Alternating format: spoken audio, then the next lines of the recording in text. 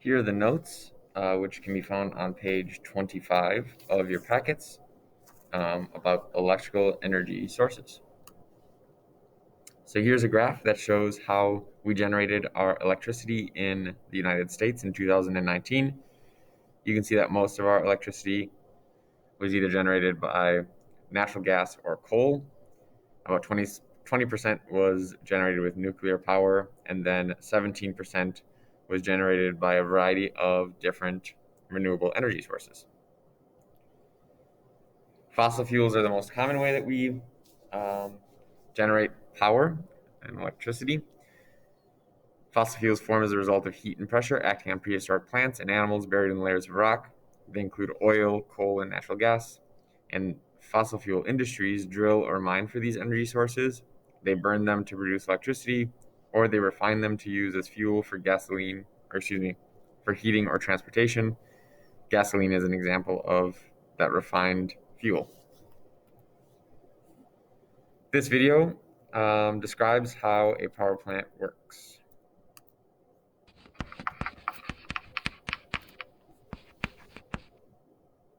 Here's a question for you. How many people does it take to turn on a light bulb? The answer seems simple. Just walk into a dark room, flip a switch, and instantly you can see, right? Well, the truth is there's a lot more to generating and delivering electrical power than you've probably imagined. Hi, I'm Lee Patrick Sullivan with Energy Now, and this Energy 101 video explains the system used to generate electricity. And it also explains what it really takes to turn on a light bulb. In order to understand energy, we first need to start at the source, literally. Mother Nature provides the natural resource we use to generate power.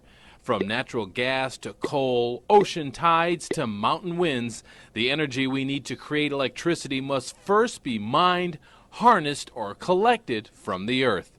Some of these resources are finite, including fossil fuels like coal and oil, but others are unlimited, like solar or wind power. But a lump of coal or a strong breeze alone won't create the power that turns on your light. For every energy source, a chemical or mechanical process is required to turn it into usable electricity. Every day, researchers work to find innovative ways to use our limited resources, process raw materials, harness renewables more efficiently, and find entirely new energy sources. Today, the majority of America's electricity comes from thermal power plants. Fuels like coal, natural gas, biomass, and uranium are used to heat water until it produces steam, which powers a turbine and generates electricity. That steam turns propeller-like blades around a rotor inside the turbine.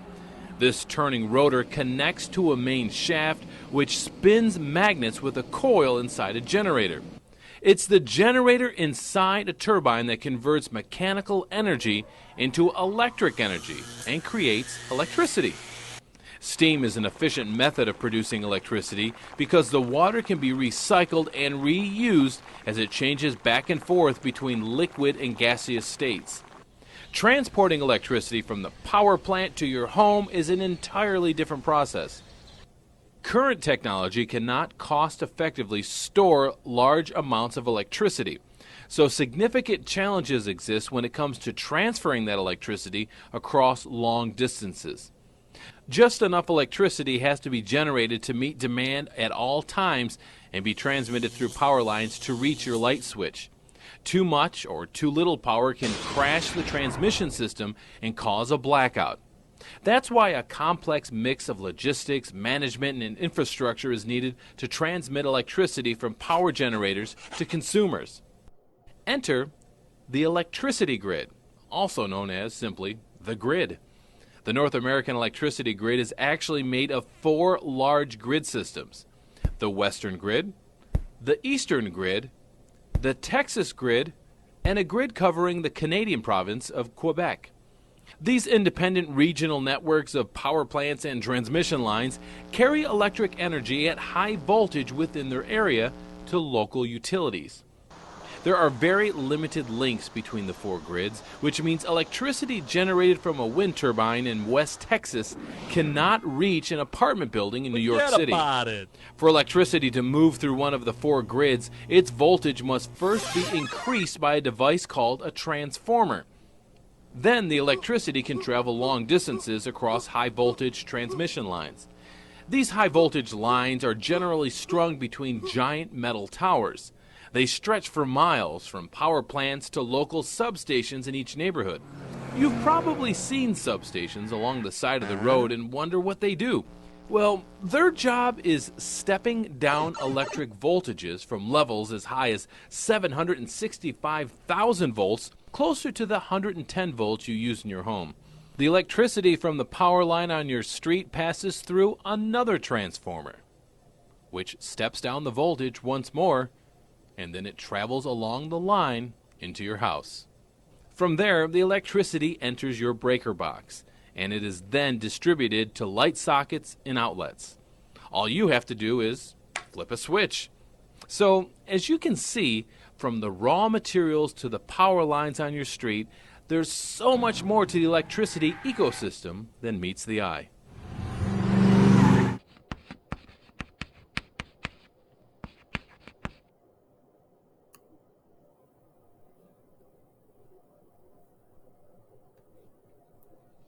So this diagram generally shows what that video just talked about, where coal or some other resource in order to heat water gets brought into the plant. We burn coal or natural gas. We let other materials go through fission. That heats up water. That water turns into steam, and the steam turns the turbines, which then rotate a magnet and generate electricity to go into wherever we're going to use it. This is a picture of a large furnace that was used to burn coal. Here's a picture of some of the steam turbines, which are obviously very large. And this GIF shows how, as you rotate wire through a magnetic field, or if you rotate a magnet through a coil of wire, either way, what that does is it turns or starts to move the electrons in the wire around, and that is what can lead to electricity. This is the coal power plant that most power comes from in the Milwaukee area or southeastern Wisconsin. It's in Oak Creek, and it was very, very expensive to build. As a result, we can purchase electricity for around 14 cents per kilowatt hour, which is a measure of energy that energy companies use in order to charge their customers. So if we were going to try to calculate how much it costs to cook a turkey in an oven, we would be able to calculate the amount of work that is done on the turkey by multiplying the power and the time. So the power of the oven is 1200 watts and the time is 4 hours. And so if we multiply them, we get 4800, and the units are just watt hours.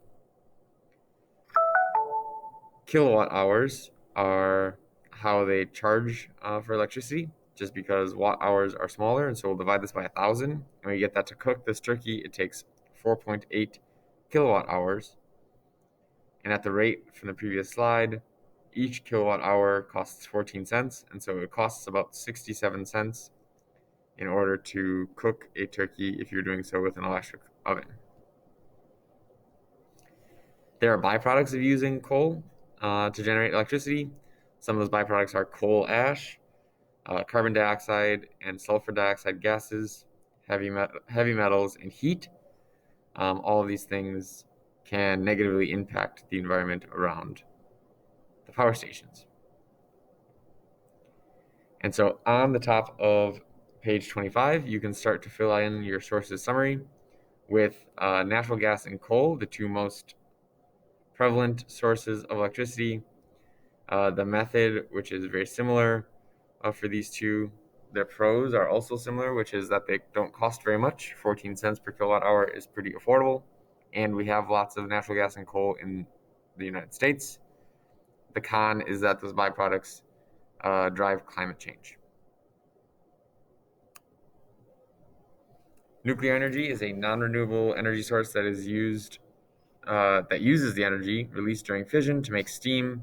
This steam then spins a turbine to generate electricity, and this process leaves radioactive waste for thousands of years and can lead to a meltdown. So the graphic over here shows a neutron that is colliding with a nucleus, and it's splitting up and releasing more neutrons that are splitting up and releasing more neutrons. So this shows a chain reaction. And during this chain reaction, lots of energy is released, which can then be transferred to water, make it boil, and make the power plant run like before.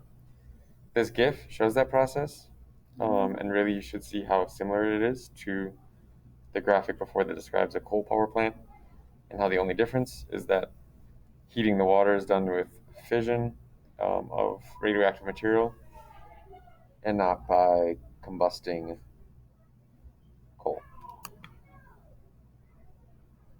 So you can add this line about nuclear power.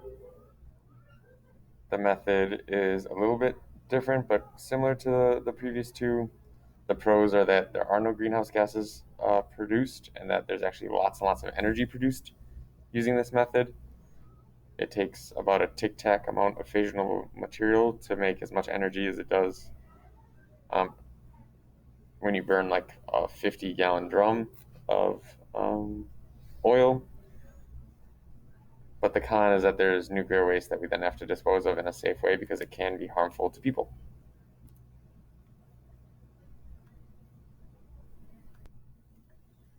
Fossil fuels are non-renewable because they can run out, seeing as they rely on resources that are finite. They'll become too expensive or too environmentally damaging to retrieve. But renewable energy resources are constantly replenished and will never run out. So we have a few examples of those on the following slides. Hydropower is flowing water that when it passes through something like a turbine, then it spins it and creates power that way. This is just done when the gravitational energy that water has at a higher location is then transferred when it moves down to a lower location. So we can add this to the sources summary on page 25. Wind power is capturing the energy of wind and using the rotation of turbines that the wind blows through in order to create electricity. So you can add wind to the sources summary on page 25 as well.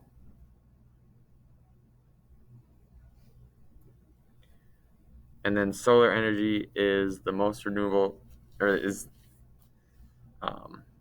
one form of renewable energy that comes directly from the sun.